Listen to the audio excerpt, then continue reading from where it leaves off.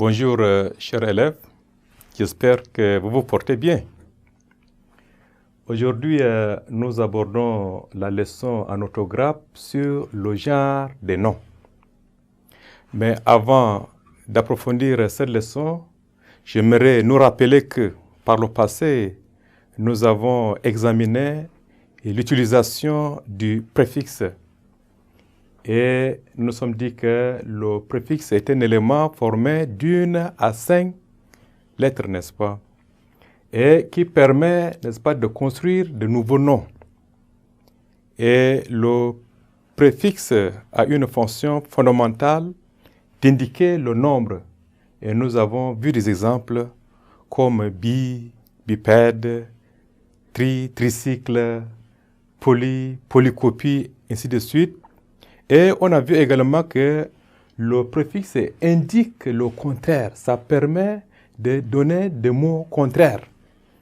Et nous avons vu assez d'exemples comme accord qui a son contraire désaccord, ou parfait qui a son contraire imparfait, et poli qui a son contraire impoli, ou bien sensé qui a son contraire insensé.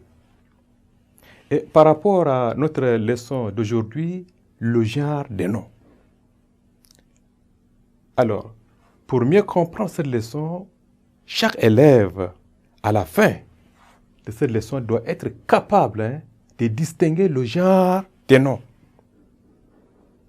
Et pour mieux comprendre notre leçon, nous aimerions partir d'un texte introductif. Il n'est pas le seul à chahuter. Toute la classe avait la fièvre. Mais je l'avais choisi pour faire un exemple. C'est un jour de grand vent. Les gosses y sont sensibles.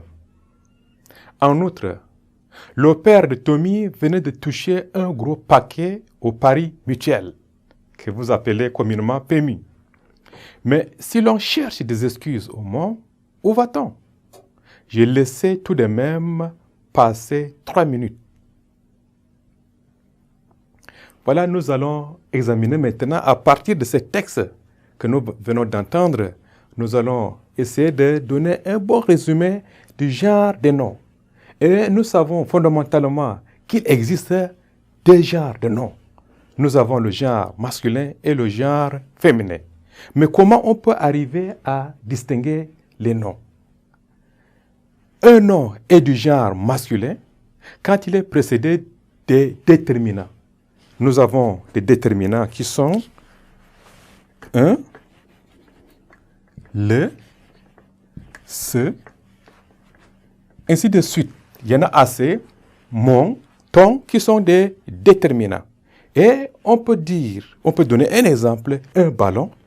Donc, un ballon, c'est un déterminant, un article qui nous indique que ballon est de genre masculin. Ou mon chien. Mon chien, le mot mon, qui nous indique que chien, le mot chien est du genre masculin. Ou alors dire le jour, le livre. Voilà le nom.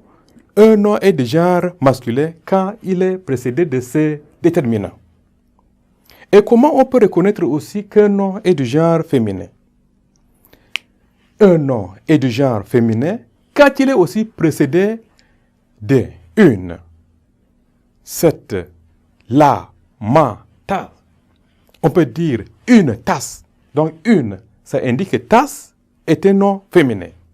Ou la tête, cette mangue, ou ma machine. Donc les déterminants une, la, cette, ma me permettent de savoir que ces noms sont des noms féminins. Généralement, les noms féminins se terminent par la lettre E. Une robe, la craie, une poésie, ma chaise. Mais il y a des exceptions. Certains noms féminins se terminent par S, X, I, T. Nous avons par exemple une souris qui prend S, ou une brebis qui prend S, une perdrix, une fourmi qui se termine par I. Chers élèves, nous savons que c'est important de distinguer le genre des noms, Mais globalement, retenons qu'il y a le nom, il y a deux genres. Il y a le genre féminin et le genre masculin. Donc, chaque fois que nous arrivons devant un nom, il faut le distinguer à partir des déterminants. Nous arrivons à la fin de notre cours. À la prochaine fois. Merci et bonne suite de la journée.